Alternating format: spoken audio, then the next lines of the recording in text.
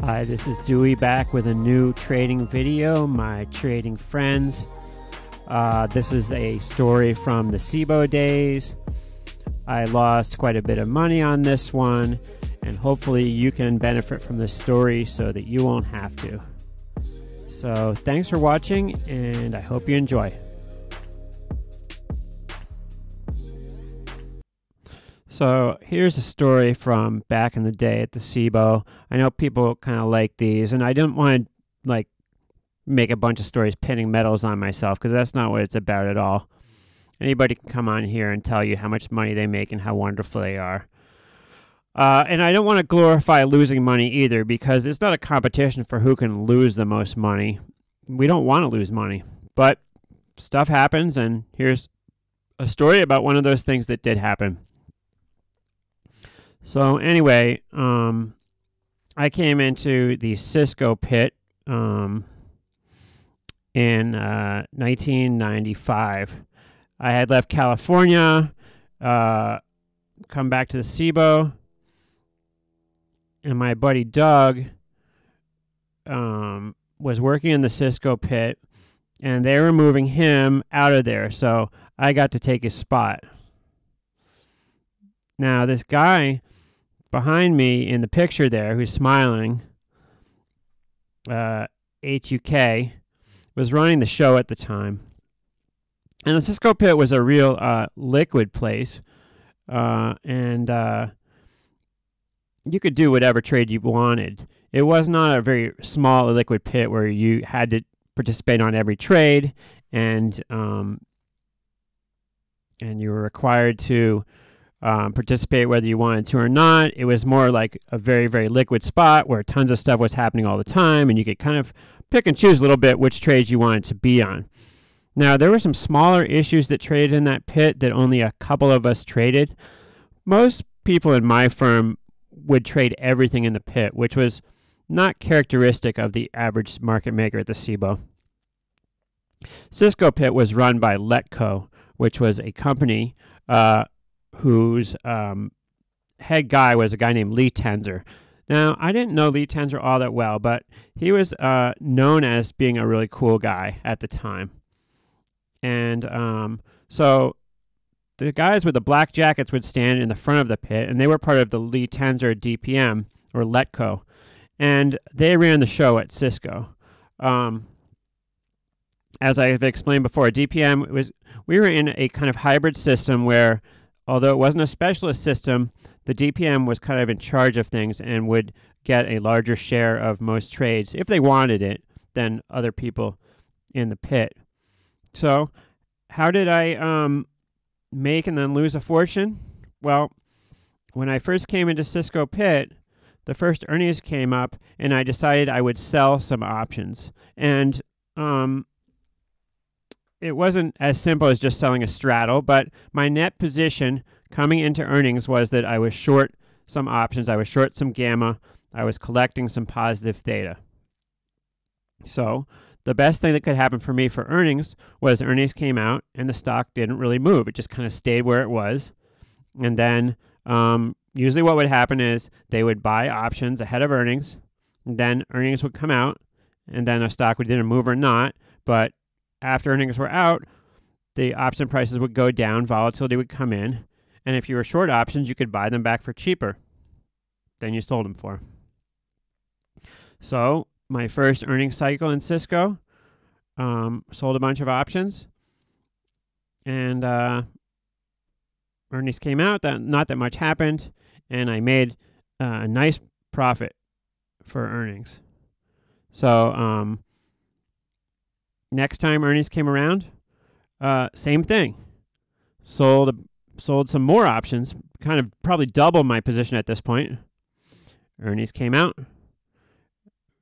I made a bunch of money. It seemed easy, right? Well, you can kind of see where this is going. So,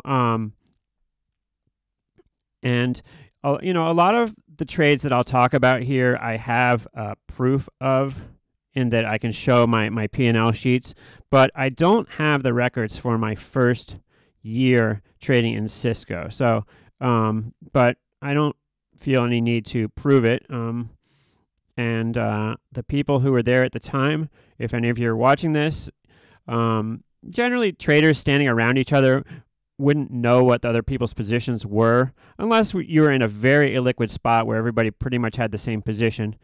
In a liquid pit like CSCO, we could all have completely different positions, and you wouldn't generally know what other people's positions were. People didn't really share that information all that much. I'm going to put up another picture here that I was looking at today. It will give you a little bit of a better idea of kind of what the crowd looked like. You can see the picture of these two Letco guys here, but it doesn't really give you an idea of what the pit looked like. But let's see if I can find a better picture here. Okay, so this is a picture of the AOL crowd in a similar period. I think this was from a couple years later, but it still gives you an idea of what a pit looks like. Now you can see all these people standing. They're all facing forward.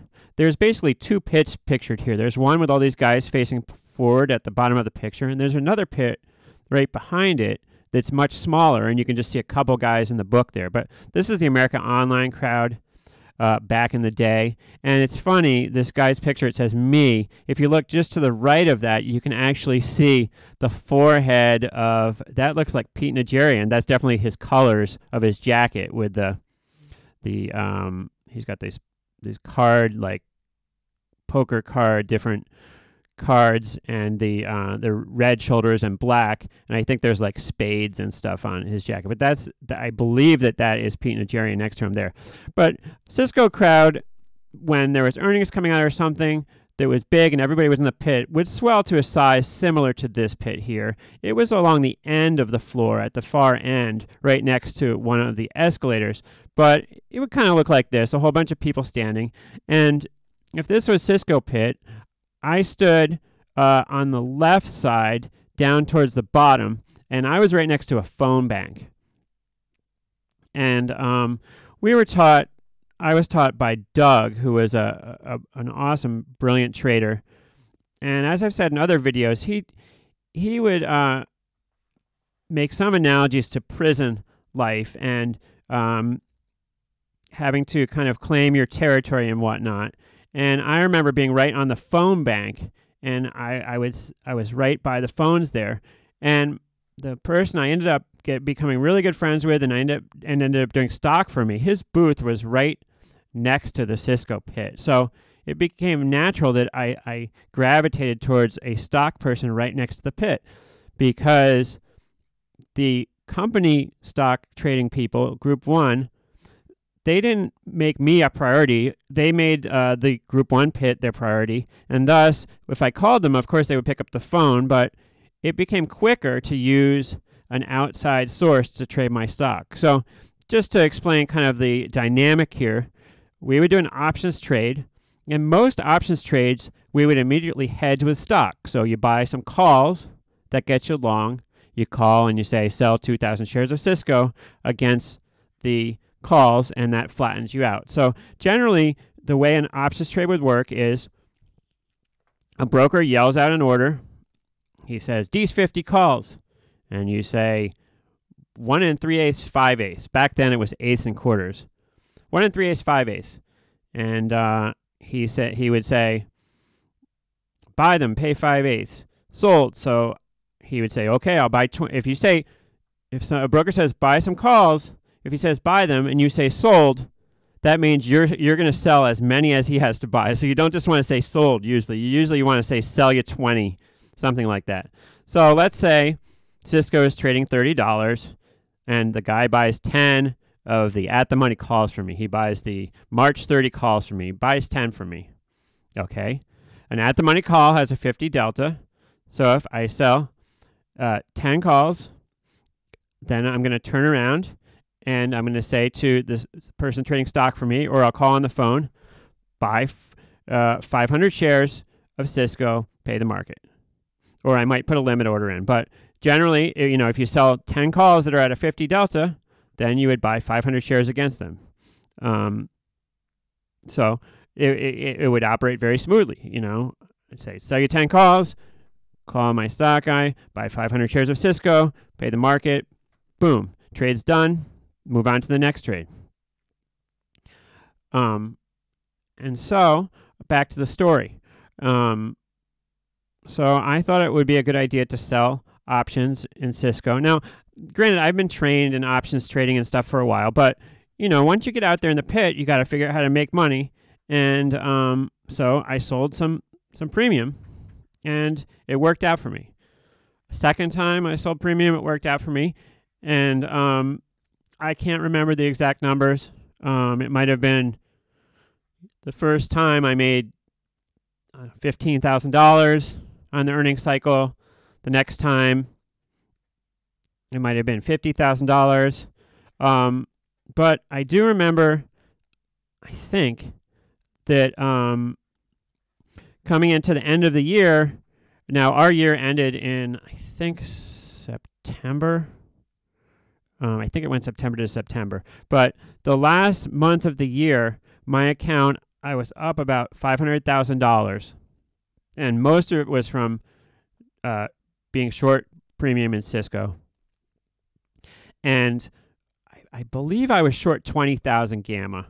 That meaning that each dollar Cisco went down, I would be longer the equivalent of 20,000 shares. Each dollar it went up, I would be shorter the equivalent of 20,000 shares. And earnings came out, and nothing happened. And it was great. You know, perfect. Nothing happens. They'll come back in, they'll sell you the options back to you, and you make a pretty penny. But then there was some news came out, some government minister or something came out with an announcement, an economic announcement, and the market tanked. The Dow started going straight down. And, you know, back then, Dow down 100 or 200 points was a bigger deal than it is now, because the Dow was lower then. But Dow went down, all the major industries went down, and Cisco proceeded to drop. And if you're short a bunch of gamma, you're short a bunch of options, if stuff starts to go one direction or another, you have to defend your position. And so being pretty inexperienced at the time, I panicked. And as Cisco went down, I sold more and more shares. So let's say Cisco was 30, it goes down to 29, I sell 10,000 shares. It goes down to 28, I sell another 10,000 shares. It goes down to 27, I sell 20,000 shares.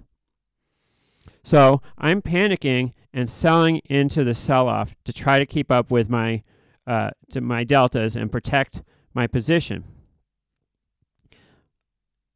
All of a sudden, I've sold all these shares. All of a sudden, the market starts to come back. It turns around, and it starts rallying back again.